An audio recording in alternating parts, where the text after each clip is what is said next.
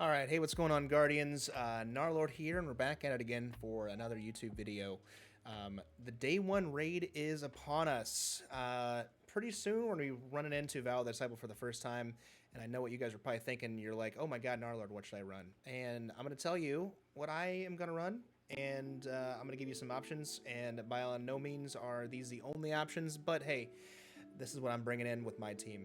So I'm going to be running my Warlock. I know most people are probably going to be rocking a Void 3.0 build, and I've got one for sure, but I'm also going to be bringing in a Stasis build just for crowd control. The turrets are absolutely incredibly powerful, and I think that there's going to be a lot of ads, and they're powerful, and we need to be able to stop those. So I guess we'll start off with the subclass. So Shadebinder Warlock. Healing Rift, Burst Glide, Numeral Blast, and then a Dustfield Grenade, and then the aspect, I've got Ice Flare Bolts with the Bleak Watcher turret. So I can hold the grenade button down, form a turret, that bad boy lasts a while. As far as my fragments go, I've got Whisper of Fissures, I've got Whisper of Rending, Whisper of Durance, and then also Whisper of Torment. So the whole idea is that I'm going to be able to have grenades up constantly, and then also I want to be able to take less damage and get my grenade back whenever I do take damage. My exotic of choice for anything with solar is gonna, or sorry, anything with stasis is gonna be I Have Another World. This thing is just fantastic with stasis. It gives you a plus 30 for the majority of your mobility, your discipline, all that good stuff, right? So it's just a fantastic exotic helm. Now, if we're gonna be rocking Void, which I know, like I said, a lot of you guys are, we would switch this over and go with either Nezarec Sin, and then I've also got Controverse Hold here, just in case. Now, worst case scenario, we have to go with the Well Warlock. I am going to bring in Phoenix Protocol, just so we can get our well back faster. When people are inside your well, you get your well back faster from them killing enemies, right? And then also, obviously, Lunafactions. You can't talk about well without Lunafactions. You increase your effective range, and then also your reload speed goes to max. So, it's a no-brainer, right?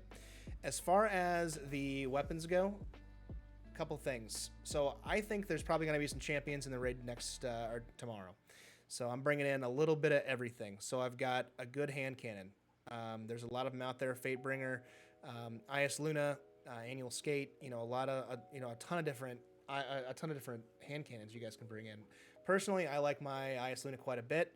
I just got it. I've already got 5,000 kills on it, but it's got a perpetual motion demolitionist roll, so I'm able to get those grenades back even faster. And then whether I'm running Void or I'm running Stasis, that's the biggest thing, is having those grenades back constantly, because I'm just going to be flinging those bad boys everywhere.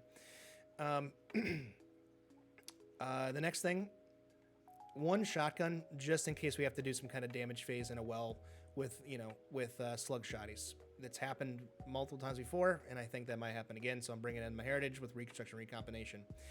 A few auto rifles. So I've got my Last Breath, which isn't the best roll, but it's the best one I could get a hold of. Ensemble, One for All. And then the new Crate auto rifle is actually phenomenal. So I've got Stats for All and One for All, and these perks work great off each other. Both of them require just 3 hits off of enemies, and then you get extra bonus stats, and then you get bonus damage for your weapon. And then I've Spelly Masterwork on this bad boy. It's pretty solid.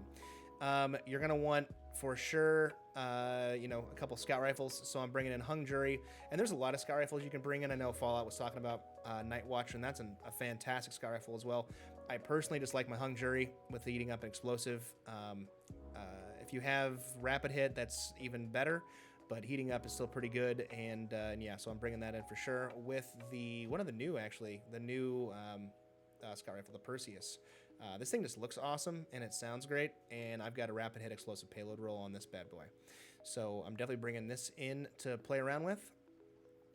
I think one of the biggest things tomorrow you can really think of is going to be your grenade launchers, right? Blinding grenade launchers for sure are important. I've got here a auto-loading demo roll.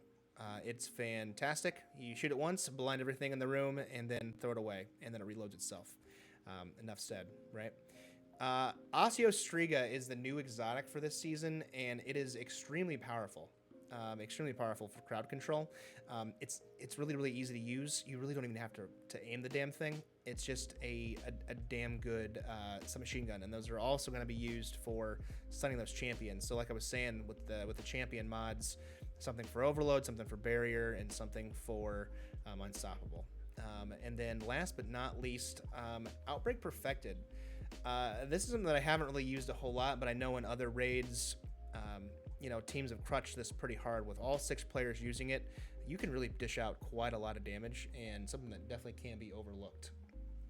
So bring an Outbreak if I were you, just in case. I guess the question is like, well, what do you bring in? And it's like, well, bring in everything. You can, obviously, but I mean, as long as you got all your bases covered, I think you'll still have it'll still be a pretty hard time. But Outbreak will at least help out a little bit. As far as your energy weapons go, right? So Funnel Web is obviously the new latest and greatest fad right now.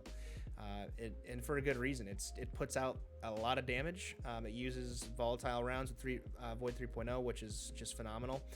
Right now, people are asking what the meta is, and the meta is explosions. So with Void 3.0, you can lay down a lot of damage, and I can, even if I'm using stasis, I can still spawn elemental wells, and I can for sure still put down volatile flow with rounds, and make the big booms. I'm bringing in one bow, the Layman Arc.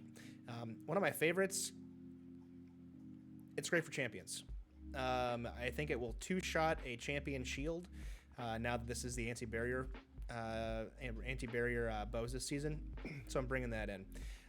Not a lot of people are talking about Grid Skipper, and I recently got a hold of one, and I just really enjoy this rapid fire frame. You put a lot of damage down range very quickly with the 540s, so I'm bringing that in, and then I'm bringing the new Come to Pass auto rifle as well. The biggest thing here, you can really bring what you want, but the biggest thing here, a couple other weapons. I've got a Truth Teller, which is Void, Blinding Nade, Grenade Launcher, and then also Graviton Lance for all that crowd control, and then one Sniper just in case. The biggest thing here is you're going to want to be able to cover all your bases as far as your damage types go. So we don't know what shields are going to be in there. And with Void 3.0, I feel like a lot of people think that we're going to have a lot of Void shields. And it would sure be like Bungie to give us a whole lot of Arc and Solar, just because we're all going to be running Void.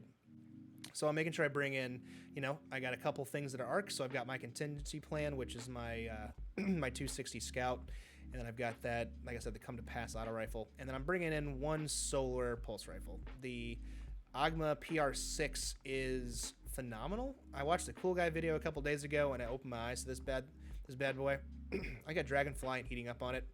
It is extremely stable, especially with the new Amlan Fluid Dynamics trait. It is so steady, and you are just beaming people with headshots. It's incredible. So that's the energy weapons. As far as power weapons go, Palmyra B. It's probably my new favorite rocket launcher, just because you can craft it yourself and you can make it exactly how you want to make it. I'm still having trouble finding the Ruinous, the stuff to make the extra perks there. But I've got Explosive Light, Auto Loading, Impact, and Volatile Launch. So with a boss spec. So this is doing just about as much damage as I possibly can. As long as one person in your team is running galleys or a Gallahorn, you will all do extra damage, and I'm sure you guys all know that, but I'm bringing Gallahorn along just in case, so I've got a couple rocket launchers there, as well as the Deathbringer. This is actually putting out the most damage of any power weapon right now is the Deathbringer. It's not the most conventional to be shot, and it definitely is a learning curve. I really haven't used it a lot, as you can tell. I got 135 kills in this bad boy, but it just puts out a lot of damage. It's also not bad for ad control either, because it spawns 7 Seeker rounds, and those guys are going to auto track. Sleeper Simulant is one weapon that was just, even without the perks from last season, particle deconstruction. This thing is still a damage beast, pinpoint accuracy and all that good stuff. So I'm bringing Sleeper along just in case. I have one grenade launcher. It's got clown cartridge and chain reaction, so for ad control, really, that's why I'm bringing this thing. That's really the only reason. And also, something that's arc in this category, because I've got a lot of solar and a lot of void. I need something that's arc. Threaded needle. Same kind of thing with your Sleeper Simulant. it's just a good overall great weapon. It's got a lot of ammo in it too, so you can put out a lot of damage over time. So if you have some champions to deal with, or you're just dealing with some stupid yellow bars, you can put out a lot of damage with this and still be fine for damage phase if you need to, because you got a lot of reserves. And I've got Clown Cartridge Vorpal on this, and it's pretty damn good. Like I said, Deathbringer, the Lament I'm bringing in. I've heard rumblings of an issue right now with the Lament, and it's not registering like it's got the hit registration's not great right now apparently, but I'm bringing it in anyways just in case they get it fixed beforehand, because this thing is pretty much second to none as far as like close quarters damage. So for like Atrax and Deepstone Crypt, it's still this thing's been hit by 2 nerfs and it's still one of the best weapons out there. So bringing that in, and then last but not least, Parasite. I just got this thing, and yeah, it puts out 3 Gallahorn shots worth of damage if you get a ×20 shot off. I think it's going to be very situational. But hey, maybe there'll be a spot in the raid where you need it, and I don't know, so we're bringing it along anyways. I guess the title of this video could be, what are you bringing in? I don't know, I'm bringing everything, right? So that's what I'm thinking.